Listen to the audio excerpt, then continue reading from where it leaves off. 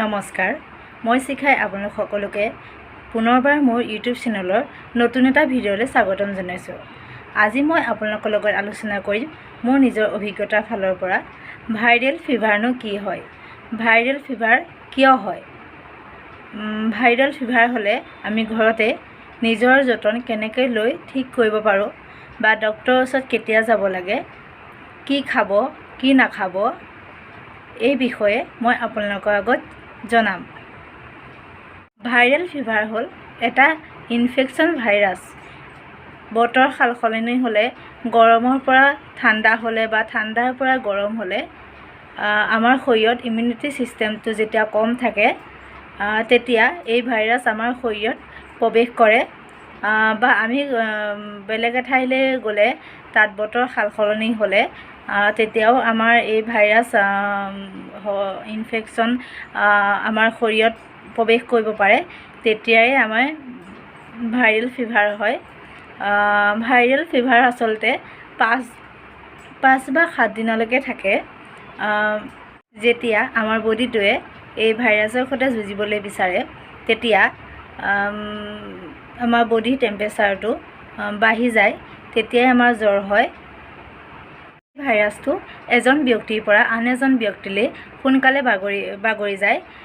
সেইকাৰণে আমি অতি সাৱধান হোৱা উচিত। যদি তেওঁলোকৰ জ্বৰ হৈ থাকে, কাহ চৰ্দি ঘামৰ জৰিয়তেও এই ভাইৰাছ আমাৰ গালৈ আহিব পাৰে। সেইকাৰণে যোনসকলৰ জ্বৰ চৰ্দি হৈ থাকে তেওঁলোক আন ব্যক্তিৰ পৰা নিজে আঁতৰত থকাটোৱেই ভাল। যদি আমাৰ শৰীৰত জ্বৰ চৰ্দিৰ লগতে পেটৰ বিষ, ডিঙিৰ বিষ, এইবিলাক প্ৰস্ৰাৱ জ্বলা পোৰা এইবিলাক লক্ষণ দেখা দিয়ে, তেতিয়া আমাক ডক্তৰে এণ্টিবায়'টিক দিয়ে। তেতিয়া আমি এণ্টিবায়'টিক খাব লাগে। যদি চৰ্দি আৰু জ্বৰ থাকে তেতিয়া পেৰাচিটামল খালেই হয়। এই সময়ত যিমানেই ৰেষ্ট ল'ব সিমানেই সোনকালে ভাল হ'ব। জ্বৰ হৈ থকা সময়খিনিত আমাৰ খাবলৈ ববলৈ মন নাযাব পাৰে, মুখ তিতা তিতা লাগিব পাৰে। তেতিয়া আমি জোৰ জবৰদস্তিলৈও খাব লাগে। নোখোৱাকৈ থাকিলে আমাৰ শৰীৰটো দুৰ্বল হৈ যায়, তেতিয়া আমাক জ্বৰে হেঁচা মাৰি ধৰিবলৈ বেছিয়ে সুবিধা পায়, গা বেয়া বেছিকেই হয়। সেইটো কাৰণে যিমান পাৰে সিমান খাই থাকিব, নোখোৱাকৈ কেতিয়াও নাখাব, অলপ অলপ হ'লেও খাই থাকিব। জ্বৰ ভাল হোৱাৰ পাছত যদি আপোনালোকে কাম বন বেছিকৈ কৰিবলৈ লয় তেতিয়া আকৌ জ্বৰ হ'ব পাৰে।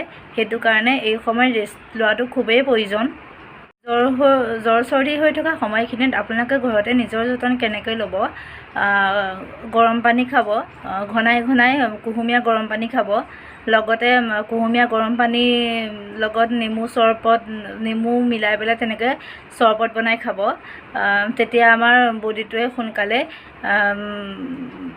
ভাল হ'বলৈ চেষ্টা কৰে। লগতে গৰম পানী ষ্টিম ল'ব, কাঢ়া বনাই খাব দিনটোত 4 বাৰ 5 বাৰ। মোৰ হাজবেণ্ডৰো এই মাজতে খুব জ্বৰ হৈ গৈছিলে, একদম বিচনাত পৰি গৈছিলে। মই দিনটোত 4 বাৰ 5 বাৰকৈ কাঢ়া বনাই দিছিলোঁ। এতিয়া বহুতে হয়তো ভাবিব কাঢ়া কেনেকৈ বনাম।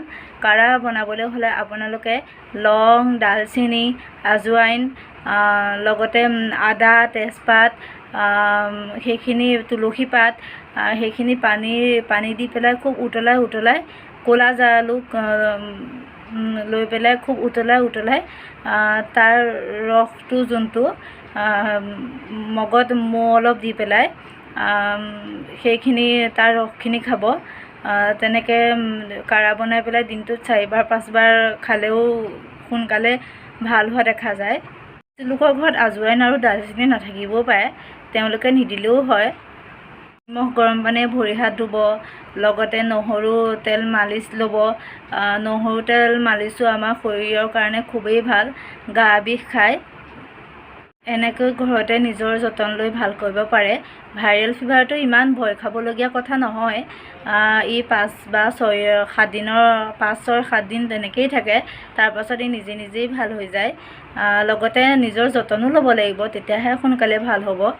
এই সময়ত বহু লোকৰ খুবেই জ্বৰ হোৱা শুনিছোঁ, সেইটো কাৰণে এই ভিডিঅ'টো মই আপোনালোকলৈ আগবঢ়াইছোঁ। লগতে মই কৈ থওঁ, ডক্তৰৰ ওচৰত যাবলগীয়া লক্ষণসমূহ, আপোনাৰ যদি খুব কঁপনি কৰি জ্বৰ উঠে, পাচাব জ্বলা পোৰা কৰে, পেট বিষায় খুব, তেতিয়া আপোনালোকে ডক্তৰৰ ওচৰত যাবলগীয়া হ'ব পাৰে।